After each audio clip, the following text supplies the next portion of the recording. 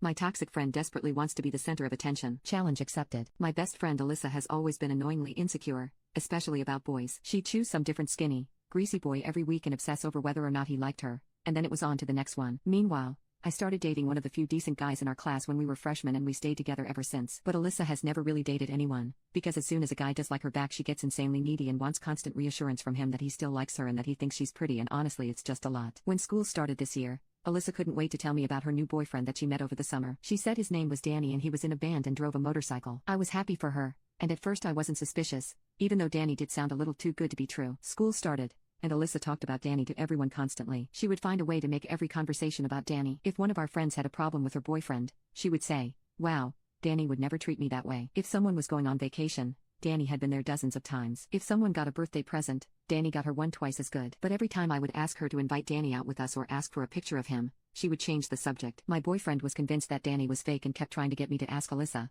but I just couldn't do it. But one day I was over at Alyssa's house and she started playing with her phone and saying he was texting her, and when she got up to go to the bathroom, I couldn't control myself and I checked her phone. The only recent texts were from me and her mom. So when she came out of the bathroom, I confronted her and said, "I'm your best friend. You know you can tell me anything." She started crying and admitted that Danny was made up. She had met a boy named Danny over the summer who at least kind of met the description of the guy she was talking about, but he was just a guy she hung out with while she was at the beach and nothing had happened between them. She said it had been so hard all these years to watch me have a happy relationship while she was always alone. And I don't know, I kind of felt bad for her. She begged me to keep her secret, and I said I wouldn't tell anyone, but she really needed to end things with Danny fast and stop talking about him so much to everyone. She agreed that she would. But a couple months later, she and Danny were still going strong, and he was still the most perfect and amazing boyfriend. I was honestly kind of over her and her lies at this point and putting a bit of distance between us. But my birthday party was coming up and I wasn't about to uninvite her, since she was my oldest friend. My boyfriend had planned this really amazing party for me, and he even got my sister to come home from college for it, which I was really excited for because I missed her like crazy. Alyssa knew how big a deal the party was to me, but I guess I annoyed her talking about it too much leading up to it,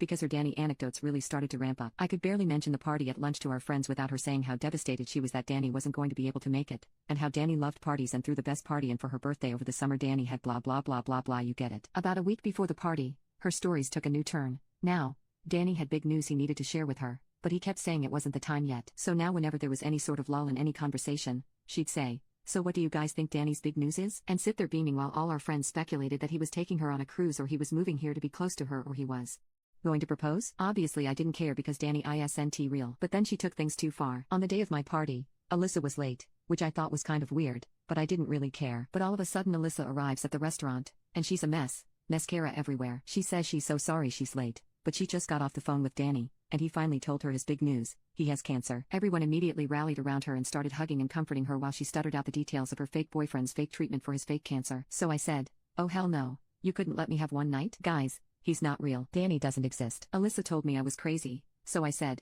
"What's his last name, Alyssa? What's his Instagram handle, Alyssa? What's his phone number? Call him right now. Show us a text from him. Show us a picture of you together. Anything." And of course she had nothing. Everyone realized the truth and was disgusted that she'd made them worry about someone who didn't even exist having cancer. She started sobbing and told me that I ruined her life and ran out of the restaurant.